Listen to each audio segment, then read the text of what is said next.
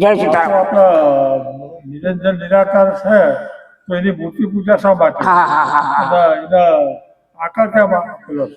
હા, તમારો પ્રશ્ન એ બધાનો પ્રશ્ન છે. ઘણા આજના યુવા વર્ગનો પ્રશ્ન આ જ છે. ભગવાન નિરંજન નિરાકાર છે. નિરાકાર એટલે કે આકાર વગરના. તો આ મૂર્તિ પૂજા શા માટે? આનો એક તમને દ્રષ્ટાંત સાથે સમજણ પાડું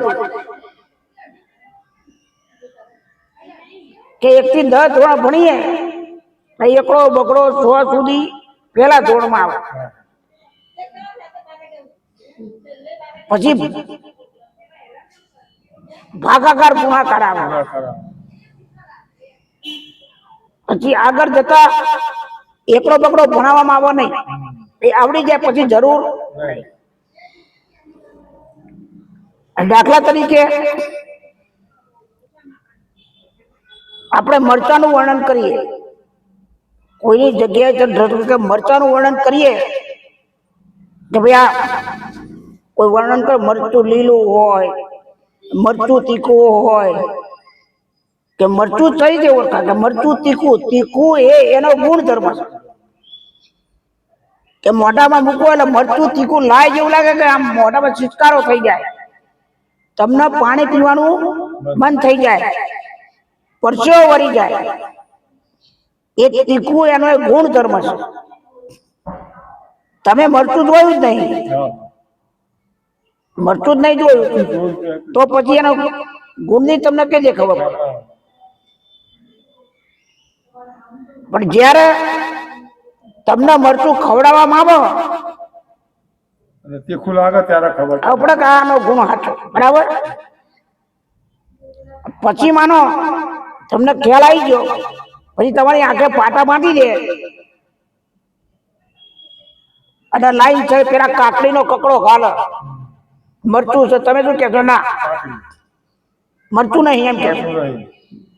ટામેટું નાખ્યું તો કે તીખું લાગતું, ગાજર નાખ્યું કે તીખું લાગતું. તમે જેને પકડ્યો મરચાં, એના તીખાશ, એના ગુણ ને પકડો, બરાબર. એ ગુણ પછી આંખે પાટા બાંધ્યા હોય તો તમને એના ગુણથી ઓળખવા, એને ઓળખવાનો તો ગુણથી. અને જયારે મરચું તમને ખવડાવો તો જે તીખાશના ગુણધર્મનો અનુભવ થઈ ગયો પછી એને મરચું દેખવાની જરૂર નહીં. એમ કોઈ ગણપતિ પેન્ટર ગણપતિ દોરતો હોય તો શરૂમાં 1, 2, 5 ફેર ફોટો રાખવો પડે. હવે માનો કે 500 ફેર દોરી દીધો, પછી ગણપતિના ફોટાની એને જરૂર પડતી એ આબેહૂબ એનું વર્ણન આખું એની અંદર જ આવી જાય. કેટલી સાઈઝની સૂંઢ હોય, કેવડી આંખો હોય, કેવડું પેટ હોય,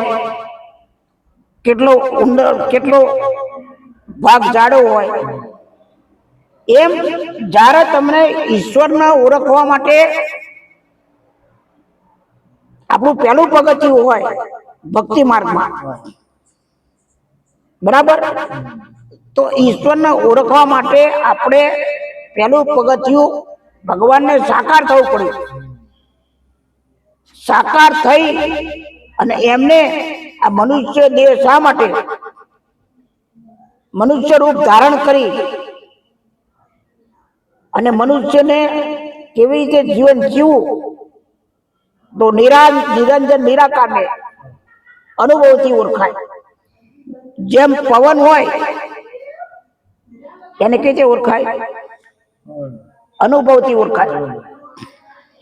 એમ નિરંજન નિરાકાર જ્યારે તમારામાં ભક્તિ ભાવ જાગી જાય, ઈશ્વરના ગુણોના આદેશ નું પાલન કરો, તમારા ગુરુનું કીધેલું આચરણ કરો અને ભાવ જાગતો જાય, પછી તમારે મૂર્તિની જરૂર પડતી નથી, ગુરુની જોડે જવાની જરૂર પડતી. તમારા ઘટમાં બિરાજમાન થઈ ગયા પછી જરૂર ના પડે. તમારામાં કામ ક્રોધ લોભ મોહ માયા ધીમે ધીમે નીકળતી જાય જેમ એના આદેશોનું આચરણ કરો એમ પછી તમને જે અંદરથી આનંદ થાય અનુભવ થાય એ અનુભવ એ જ ઈશ્વર છે. એટલે ભગવાને જે જન્મ લીધા છે એ આપણને જન્મ એટલા માટે લીધા પ્રાકટ્ય સ્વરૂપ કે લોકોના આ પ્રમાણે જીવન જીવવું. અને ભગવાન પ્રગટ થયા છે બરાબર. એમના જીવનમાં ભગવાને રૂપ ધારણ કર્યા પણ જાય એમને કોઈ પણ કરતા કર્મ એનું બંધન કરતા નથી. એ ત્રણેય દોષથી પર છે. એટલે ભગવાનને કોઈ જ પાપ પુણ્ય કશું હતું જે કઈ કર્મ કરે છે એ લોકો માટે કરે છે. એમનો કોઈ સ્વાર્થ હોતો નથી. જેમ જજ કોઈને ફાંસીની સજા ફરમાવી દે એ પાપી નહીં બનતો અને એ જ જજ કોઈને નિર્દોષને છોડાવવાનું કામ કરે એ બંને કાર્ય કરે એમાં એનો કોઈ પોતાનો ભાવ હોતો નથી. તમે ગાડી શીખતા હોય તો પેલા યાર લગાડવો પડે અને શીખી ગયા પછી જરૂર ના પડે. બસ. તો ભગવાનને જ્યારે આપણે એને ઓળખતા થઈ જઈએ અંદર પ્રગટ થઈ જાય પછી આ ક્રિયાની જરૂર નથી. એટલે નિરંજન નિરાકાર ની મૂર્તિ પૂજા એ આપણું ધ્યાન પરવવા માટેની વસ્તુ છે. પરવાઈ જાય પછી એને ના હોય તો પણ તમે ગમે તે ખૂણામાં બેઠા હોય એના સ્મરણથી તમારું કાર્ય બધું કરી શકો છો. જય સીતારામ, જય સીતારામ, જય સીતારામ.